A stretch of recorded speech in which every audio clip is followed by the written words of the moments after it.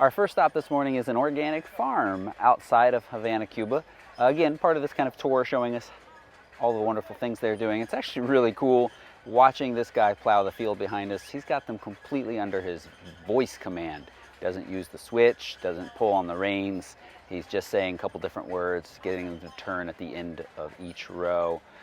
Really a neat place here, and also some cool photographic opportunities.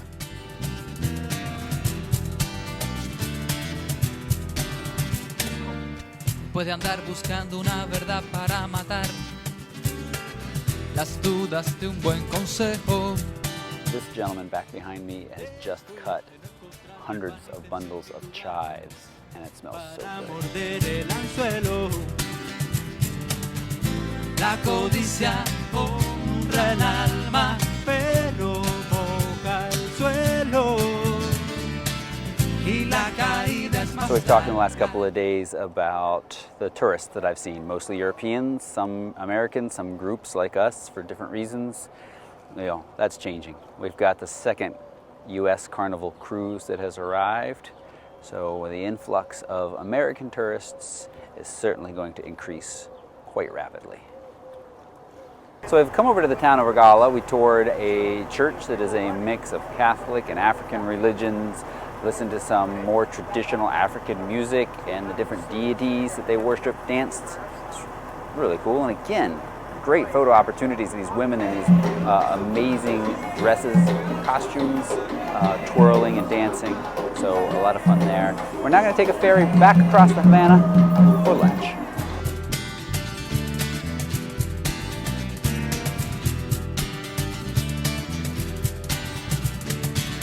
Complejidad de intenciones claras que abren las puertas a un fin. So on the way into the ferry, Alicia let us know that there was a security checkpoint, and we made sure that we didn't have any weapons. One of our group members had a pocket knife, so I took it, put it at the bottom of my bag, hoping that they wouldn't see it. The reason they have a security checkpoint is somebody did try to hijack the ferry back in the 90s. As the Soviet Union collapsed, Cuba lost all of that inflow of goods and support that was provided to them, and that is when the major exodus of refugees started from Cuba to the mainland US. The ferry's got a flat bottom. It is not an ocean-going vessel. That did not turn out so well, and my story turns out a lot better. The person at the security checkpoint was asleep. We just walked right in with no issues at all.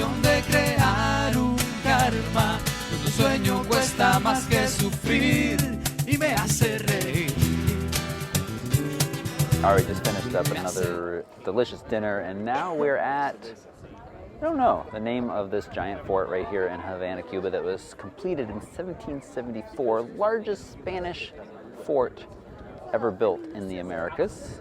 And we're here for the Canon shot, which happens at 9, and that signaled in old times the closing of the gates to Havana. Remember, we talked about the whole city was walled?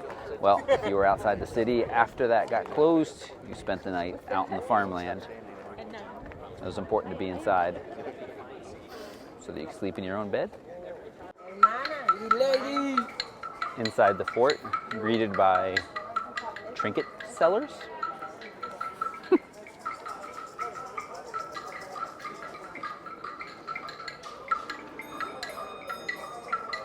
And just like in old times, you can buy baseball clubs, bats, I knew they were called bats.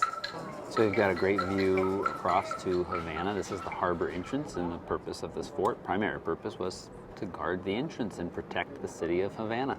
It cost the Spanish king at the time $14 million. 9.2 seconds. Seriously? No, I don't know. It seemed like it was a while before, though. Oh, really? It could have just been my nervousness.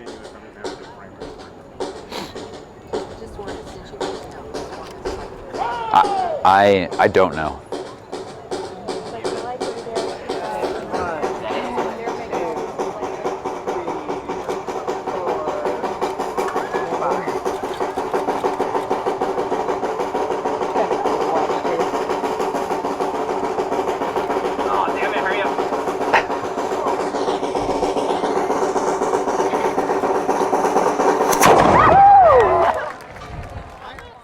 we've made our way quite some distance from Havana this morning. We are in the town of Santa Clara. It's several hundred kilometers from Havana.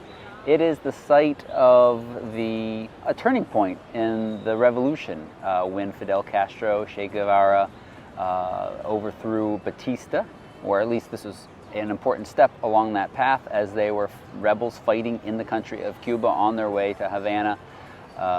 The government of Batista, the government that was then in power, sent supplies and reinforcements down to Santa Clara, where Che Guevara and men, small band of rebels, attacked these armored trains, pushed them off the tracks with a Caterpillar back there behind us. And even though they were armored, and honestly they look mostly like regular train cars to me, the bottoms were wooden, and so the men smartly threw Molotov cocktails there.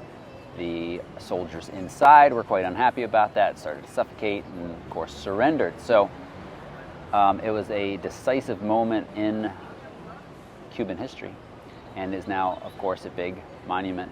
I've got a special guest here that can answer any further questions you might have.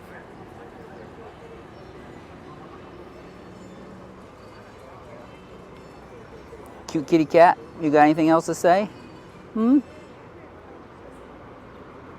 Cuba has lots of kitties and dogs. Many of them could use a good meal or two or three. This one seems to be doing all right. And of course, no important moment in history can be without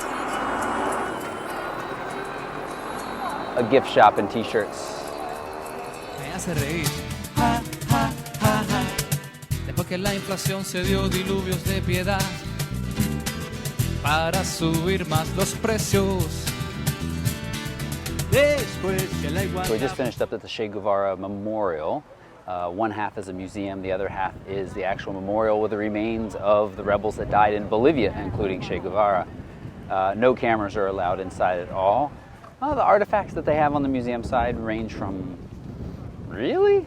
Like his grandmother's chair from her house, to the interesting, including a shot Allie noticed of Che. He worked for a time as a photographer. He's shooting with some rangefinder with a long, some interchangeable lens camera with a very long lens on it, on a monopod as well. Interesting, and a popular attraction here in Cuba, as you might think it would be.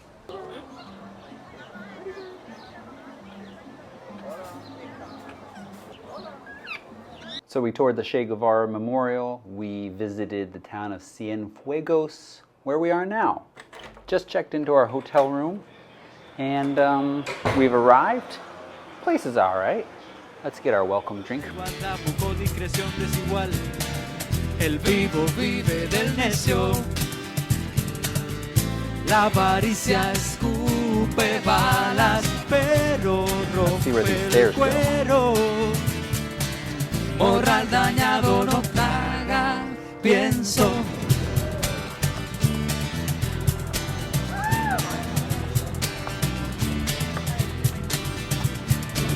A veces damos fe por mostaza para adobar un cojín.